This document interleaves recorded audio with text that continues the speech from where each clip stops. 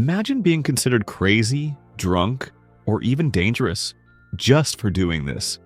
In some countries, this simple gesture can ruin your reputation, make you lose opportunities, or even put you at risk. Today, we're exploring the dark side of something you probably do dozens of times a day without thinking: smiling at strangers. While Americans smile about 30 times per day, Russians smile just 7 times, and for completely different reasons. What seems friendly in one culture can make you look mentally unstable in another. And this isn't just cultural misunderstanding. There are historical, psychological, and even climatic reasons behind why your smile could be your social downfall. In Russia and many former Soviet republics, there's a powerful saying, "Smiling without reason is a sign of idiocy." This isn't just a cute expression. It's a deeply embedded cultural code that shapes millions of social interactions daily. But why? The origins trace back to centuries of hardship. Under authoritarian regimes like Stalin's, showing emotion in public could be dangerous. Happiness was private, saved for family and close friends. Public emotion meant vulnerability, and vulnerability meant risk. Dr. Kelly Semyonova, cultural psychologist at Moscow State University, explains that Soviet citizens operated under constant surveillance. Being openly expressive meant potentially revealing your thoughts to informants. Neutrality was safety.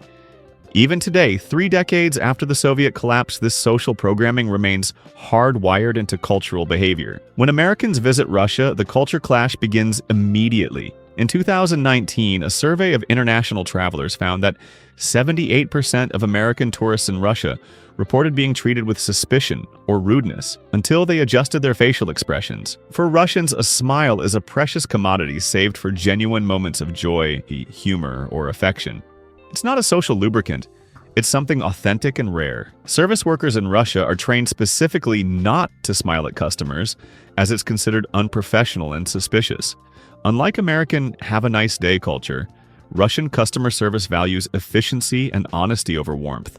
One American exchange student reported being asked if she was mentally stable after smiling at strangers on the Moscow metro for a week. Her Russian host family eventually staged an intervention to explain why people were avoiding her. This phenomenon isn't limited to Russia. In Japan, excessive smiling follows an entirely different but equally complex code. The Japanese have multiple types of smiles, each with specific contexts. There's the social smile used for harmony, which doesn't express actual happiness. Then there's the genuine smile reserved only for intimate settings and close relationships. Smiling during business negotiations in Japan can signal weakness or a lack of seriousness. One Toyota executive confessed that Japanese businessmen sometimes view American negotiators as naive because they smile too freely during serious discussions. Yet Japan's cultural context differs dramatically from Russia's. While Russians value emotional honesty, Japanese culture prioritizes social harmony through carefully controlled expressions. Meanwhile, in France, the American tourist's beaming smile is often interpreted as fake or a sign of low intelligence. French children are actually taught not to smile excessively in school and to maintain a more reserved demeanor, which signals intellectual seriousness. In 2017, Eric Thompson, an American marketing executive, relocated to St. Petersburg for a promising job opportunity. Despite his impressive qualifications, he was rejected from 7 consecutive positions.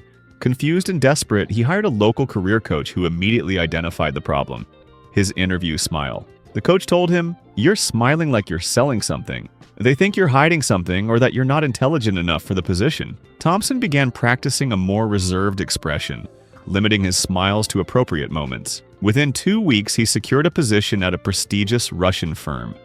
His new colleagues later admitted they had initially thought he was suspiciously cheerful and possibly covering up incompetence. As Thompson recounted, "I had to completely reprogram my face. What felt cold and unfriendly to me was reading as competent and serious to them." Remarkably, research suggests this isn't just cultural. Climate may play a significant role. A 2018 University of Warsaw study found a direct correlation between average annual sunshine hours and smiling frequency across 42 countries. Nations with harsh winters and less sunlight tend to develop more reserved emotional displays. Finland, Russia, and northern China showed the lowest public smiling rates, all regions with long, harsh winters.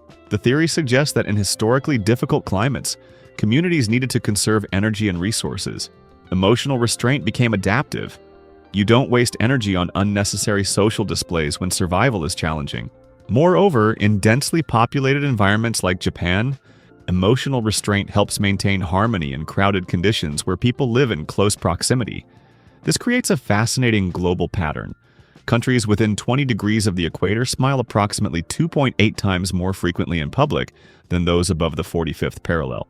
But here's the unexpected twist that travelers consistently report. Once you're accepted into the inner circle in these non-smiling cultures, the emotional connections become extraordinarily deep and authentic. Russians, Japanese, and French people often form friendships that last decades, far longer than the average American friendship. When someone who typically doesn't smile finally does so genuinely in your presence, it carries profound meaning. As cultural anthropologist Svetlana Petrov notes, in America, a smile means, "I'm approachable."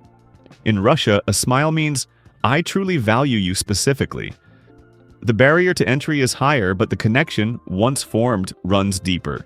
Maybe the next time a stranger doesn't smile back, it's not an insult, but an invitation to discover a deeper form of connection, where smiles are rare, but when they do appear, they mean infinitely more.